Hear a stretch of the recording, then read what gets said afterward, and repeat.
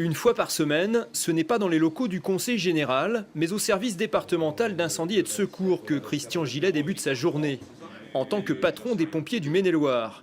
Avec le chef de corps, il balaye l'actualité des casernes, mais son agenda le rattrape bien vite. Ce matin-là, il est également attendu pour l'inauguration du nouveau centre de déminage humanitaire de l'école du génie. C'est une vie trépidante, passionnante évidemment, parce que, étant élu depuis plus de 30 ans, j'ai quand même une expérience et une connaissance du milieu, du terrain. Donc je suis en territoire connu, je dirais. Sur place, Christian Gillet retrouve son prédécesseur, désormais maire d'Angers, Christophe Béchu. Durant 10 années, il en a été le premier vice-président. À l'époque, la majorité départementale avait préféré miser sur le tout jeune élu UMP. Nous avons une compréhension très rapide. Je veux dire qu'on n'a même pas besoin de se parler pour se comprendre, puisque au cours des années, des 10 à 20 ans qu'on a vécu côte à côte, on a acquis des réflexes qui fait que chacun sait ce que pense l'autre et comment il va réagir.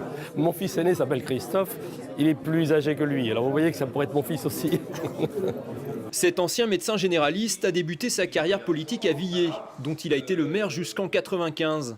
Conseiller général depuis 1988, ce centriste aura côtoyé 4 présidents de département avant d'occuper à son tour le fauteuil à l'âge de 68 ans. Le cabinet du président du conseil général et mon cabinet de consultation il y a 30 ans, c'est un peu les mêmes problématiques, même si je soigne plus l'âme que le corps maintenant, évidemment. Changement d'homme, mais pas de cap pour l'opposante socialiste Stella Dupont, qui regrette certains choix budgétaires, notamment le plan d'urgence d'1 700 000 € accordé au sauvetage du parc du végétal. Ce parc a déjà coûté 100 millions d'euros d'argent public.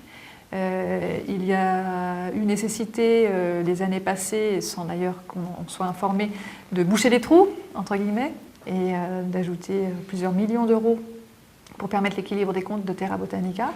Rigueur, mutualisation des moyens sont pourtant les maîtres mots de Christian Gillet en matière d'orientation budgétaire, dans un contexte où les finances publiques sont au plus bas. La responsabilité qui m'incombe en tant que président, elle est réelle, je la sens peser sur mes épaules. J'ai un peu d'expérience, mais quand même.